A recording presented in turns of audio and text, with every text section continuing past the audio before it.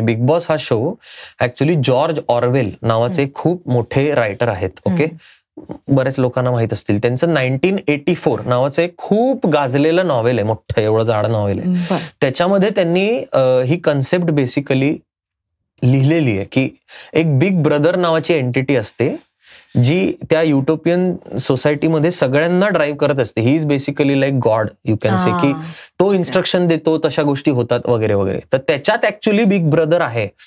आणि त्या कादंबरीचा आधार घेऊन एंडेमॉल, जे सगळ्यातलं one of the biggest production houses आहे, त्याचे फाउंडर आहेत, जॉन डेमॉल नाव आहे त्याचं. त्या माणसाने त्या नॉव्हेलचा आधार घेऊन एक सोशल एक्सपेरिमेंट केला अनेक वर्षांपूर्वी.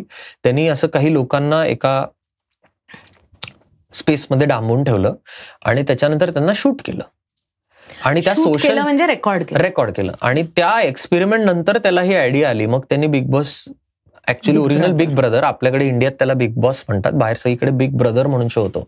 आणि मग बिग ब्रदर ही कन्सेप्ट IP म्हणून, म्हणजे शोची, रियालिटी शोची अस्तित्वात आली.